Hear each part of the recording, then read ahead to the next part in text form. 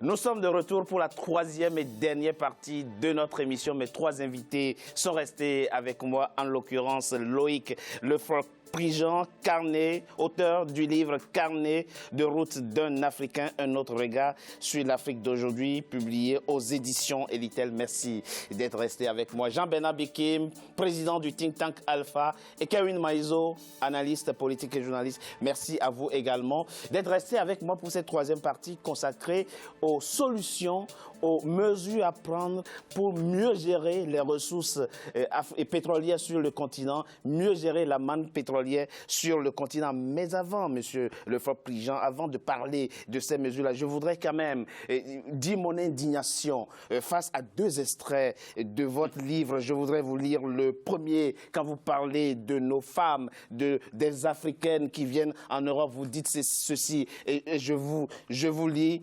On sait que ce continent exporte une partie de ses beautés tropicales en Occident et la réputation de ces farouches panthères y est exécrable, de même que la chute du communisme a précipité sur les trottoirs de Paris de jeunes beautés slaves. Vous pensez que l'essentiel des femmes africaines qui viennent en Europe se prostituent? Pas du tout. Je suis en train de dire que dans une situation économique difficile, il se trouve qu'un certain nombre de pays exportent leur beauté, ce qui est arrivé avec le Nigeria. Et je peux vous promener, si vous voulez, dans certains coins de Paris. C'est représentatif du continent, ça. Vous pensez que... Je ne suis pas en train de dire ça. Je dis simplement, non. Dans le chapitre sur les femmes, j'ai beaucoup de respect pour les femmes, et je dis que vraisemblablement, la solution pour l'Afrique, ça va être d'une part les femmes, et d'autre part les chefs d'entreprise. C'est la solution, c'est-à-dire que la solution... Les femmes et les chefs d'entreprise. Et les femmes chefs d'entreprise en particulier. Je pense que c'est la solution pour l'Afrique. Il se trouve que, néanmoins, en ce qui concerne les situations de crise, eh bien, il y a exportation de beauté. Le Nigeria a exporté des beautés, ici comme à Londres, de la même façon que les pays slaves. Mais ceci est marginal par rapport à la grande majorité des femmes africaines qui viennent ici et pour lesquelles il faut avoir... j'ai beaucoup de respect et qui font un travail fantastique. Moi, sur le terrain, mais c'est dans le livre.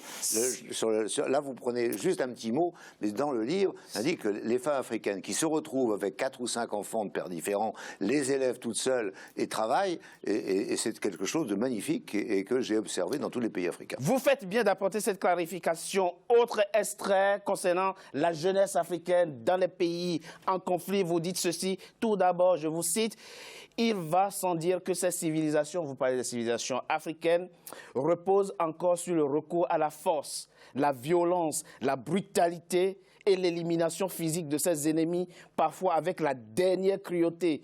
Qu'on songe ici simplement au Rwanda, à la RDC, à l'Ouganda, à la Côte d'Ivoire, au Congo-Brazzaville, au Libéria ou encore à la Sierra Leone. D'entre tous ces pays, aucun où les armes de guerre n'aient remplacé les lances et les poings.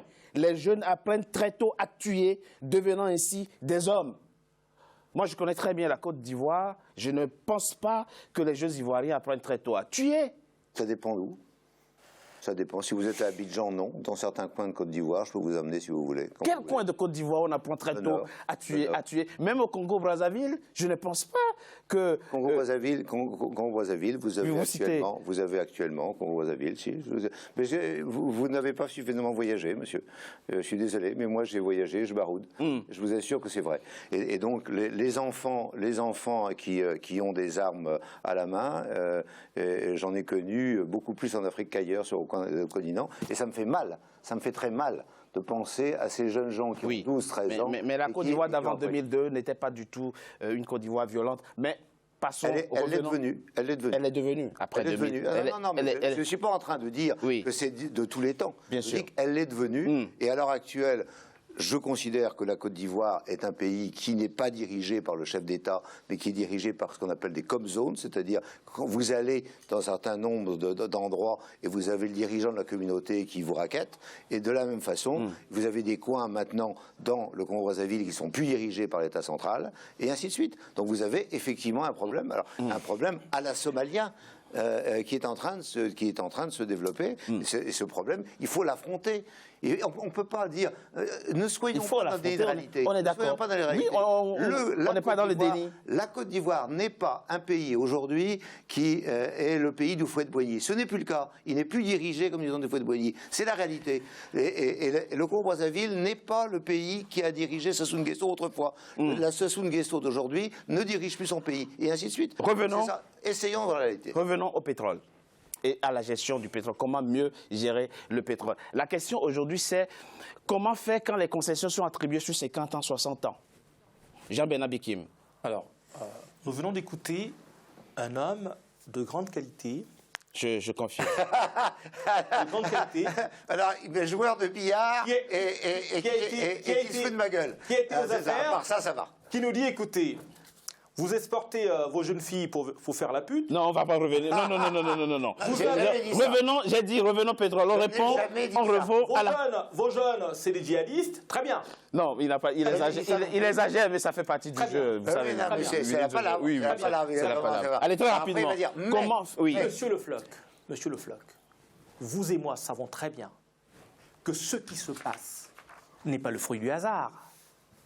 En Côte d'Ivoire, au Congo, en Centrafrique, aujourd'hui au Gabon, demain au Cameroun peut-être, puisque ça c'est ci dans les tuyaux, au Nigeria, nous savons systématiquement que des investisseurs privés arment soit l'opposition, soit des jeunes, soit des groupes réactionnaires qui ont des revendications légitimes ou illégitimes pour pouvoir atteindre leurs objectifs par la pression de ce levier.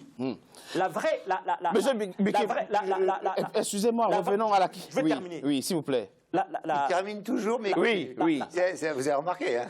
La vraie chance... C'est comme ça, c'est la palabre. La vraie chance qu'on a avec vous... Il faut un arbre, hein. La vraie chance qu'on a avec vous, c'est que Elf a été un État dans l'État qui avait son armée, ses services de renseignement, mais pratiquement... Son armée, c'est peut-être exagéré. C'est peut-être exagéré de le dire. Pratiquement tous les moyens... excusez-moi. Tous les moyens de coercition... Tous les moyens de coercition... n'a jamais eu d'armée. Tous les moyens de coercition... Complètement faux. Je pense ça aussi. coercition... Ne dites pas de bêtises. Mais les mercenaires, c'est quoi? Ne dites pas de bêtises. Les mercenaires, On n'a c'est quoi? jamais eu de mercenaires. Ah ben dis donc. Jamais parlé de dis donc. Jamais Elf n'a payé de mercenaires. Ceci dit, quand vous dites armée, ça répond à une terminologie précise, ça répond à un contenu. Les mercenaires constituent une armée sous une forme, certes pas conventionnelle. Oui, mais c'est ça. Mais n'en demeure pas moins. Vous pensez que... N'en demeure pas moins. D'accord, revenons. Monsieur Bikim, comment revenir Et d'ailleurs, je pose... Qu'est-ce que vous voulez faire? Voilà, c'est ça. Qu'est-ce que vous voulez faire? Mais non. Alors, tuer tout de suite. Monsieur Bikim. En disant que je suis un mauvais joueur de billard. Qu'est-ce que vous voulez faire? Pas du tout. Monsieur Bikim, vous m'écoutez, on revient à la question comment on gère mieux autrement le pétrole sur le continent. Prenons l'exemple de votre pays qui, en 2010, a créé la Gabon Oil Company. Comment elle fonctionne aujourd'hui, cette compagnie pétrolière nationale? Pour une fois, vous avez une compagnie pétrolière nationale. Comment fonctionne-t-elle aujourd'hui? Je peux le dire très simplement. Très rapidement. L'ensemble des pays africains n'a plus la main mise sur ni les matières premières, ni sur le pétrole. Pour la simple bonne raison que l'endettement de ces pays, justement, je ne dis pas qu'on compromet l'avenir, mais les ressources servent de garantie de collatéral. Et malheureusement, pour l'ensemble de nos dirigeants, ils ne sont pas en situation d'imposer des scénarios qui permettent d'aller vers... D'accord. Donc c'est une fatalité. On peut rééchanger très rapidement. Kevin Maïzo, comment pensez-vous aujourd'hui qu'on peut effectivement changer la façon de gérer le pétrole africain, la façon de gérer les revenus pétroliers pour pouvoir faire bénéficier au plus grand nombre? La meilleure façon de changer la façon de gérer le pétrole africain, c'est de diversifier l'économie. Sortons du pétrole, sortons de la malédiction du pétrole. Voyons à côté, du côté de l'agriculture, les services, d'autres matières premières, pour ne pas dépendre exclusivement du pétrole. Ça, c'est la première des choses. Très rapidement, oui. Et par rapport au pétrole, il faut combattre la corruption, réhabiliter les États, afin que nous soyons des États dignes de ce nom, capables de négocier des contrats et de les respecter. Parce que c'est une chose de négocier un contrat, mais une fois que vous avez des dividendes issus de ces contrats, C'est une autre chose de bien les gérer, de bien les répartir. Donc il faut diversifier l'économie. Dure un demi-siècle ou plus, comment fait-on? Comment ça se fait que les concessions durent aussi longtemps? S'étalent sur autant de durée? C'est complètement faux. C'est faux, ça? Vous pensez? Les contrats que vous signez avec les États sont de courte durée? Les contrats qu'on signe sont d'une certaine durée, mais il y a des clauses de révision et on les révise sans arrêt. Et donc les concessions sont devenues maintenant, il n'y en a pratiquement plus. Il y en a pratiquement plus aujourd'hui. Il y a des contrats de partage de production, contrats de partage de production qui sont révisés de temps en temps pour regarder les problèmes d'imposition. D'ailleurs, le Gabon l'a fait tout dernièrement avec les compagnies en disant on n'a pas payé les impôts correctement. Oui, avec la compagnie chinoise. Et il y a eu notamment concernant donc tout ça. Je crois qu'il est inutile de dire des bêtises, comme je l'indique tout à l'heure, monsieur, pour arriver à un bon résultat. Alors, quel est le bon résultat? Le bon résultat, c'est que les gens qui vont transformer l'Afrique sont les chefs d'entreprise africains. Il en existe. Et ces chefs d'entreprise africains, il faut leur donner les moyens de se développer. Alors, qui les empêche de se développer? Qui les empêche? Eh bien, il y a deux certes d'individus qui les empêchent. Les premiers, c'est les chefs d'entreprises occidentaux qui disent « Oh là là, je lui avais laissé ça à faire, il est en train de prendre plus, ah ben non, c'est pas bien. Et il va falloir quand même lui apprendre qui est le chef. » Bon, et donc, il y a des chefs d'entreprise occidentaux qui essaient, pas d'éliminer, mais de diminuer. Donc, de ce point de vue, la concurrence, elle est rude, elle est difficile. Elle est rude. Bon, alors, bon. Et donc, si jamais l'État, dont parle monsieur, existait, l'État dirait, non, écoutez, j'ai des chefs d'entreprise nigérians, j'ai des chefs d'entreprise béninois, j'ai des chefs d'entreprise togolais, vous allez les laisser vivre. Mais non. Que comme les chefs d'État sont payés par les chefs d'État occidentaux, ils sont d'accord pour que les chefs d'État, les chefs d'entreprise africains ne continuent pas à travailler. Alors on peut dire, comme le dit monsieur, que c'est la finance qui fait que... Il existe aujourd'hui, c'est-à-dire que, par exemple, le chef d'entreprise nigérian cimentier d'un côté, il a de l'argent, il a pignon sur rue. Il a la compétence, il a le savoir. Il a le savoir-faire, il a fait. Bon. Et maintenant, il a pignon sur rue, il est capable de... Donc, il existe. Ces chefs d'entreprise africains existent. Simplement, ils sont empêchés de fonctionner par les Occidentaux qui veulent garder le monopole, et ils sont empêchés par les chefs d'État qui ne voudraient pas que les chefs d'entreprise aient trop d'importance. Alors là, il faut, une fois de plus, balayer devant la porte. Alors, balayer devant la porte. Et balayer devant la porte, c'est dire, ça suffit, vous avez déjà entreprises compétentes en Afrique, il faut les maintenir, les développer et leur permettre de vivre. Tout à fait. Et deux, créer bon environnement. Et je reprends tout à l'heure, vous avez des femmes africaines qui ont énormément, qui sont des femmes d'entreprise, qui ont des femmes d'entreprise, qui sont des femmes d'entreprise vraiment compétentes, etc. Ne les rabaissez pas, ne continuez pas à avoir cette espèce de machisme souterrain, en disant oui c'est une femme, etc.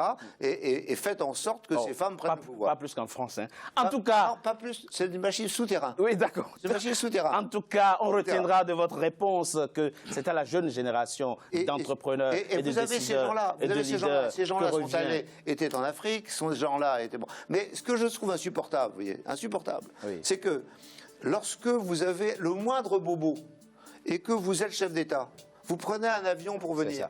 Bon, et la population, ils ont sans doute rien. Ils ont un petit truc. Ah mais je suis resté. Et vous savez de quoi vous parlez, vous qui étiez incarcéré au Togo, qui aviez besoin de soins appropriés. Alors à chaque fois qu'ils avaient un petit bout, ils partaient. Moi j'avais une tumeur, j'étais en train de crever. Ah ben non, mais vous pouvez vous faire soigner là. Je suis allé dans les hôpitaux de Lomé. Et je l'ai décrit dans ce livre. Si bien c'est honteux. Mais n'importe quel chef d'État de Lomé devrait aller dans l'hôpital pour se faire soigner. Et il verrait qu'il sortirait malade. Vous avez raison de le dire, Loïc Le Floch-Prigent, auteur du livre Carnet de route d'un Africain. Vous êtes devenu un autre regard sur l'Afrique d'aujourd'hui, publié aux éditions Elitel. Merci.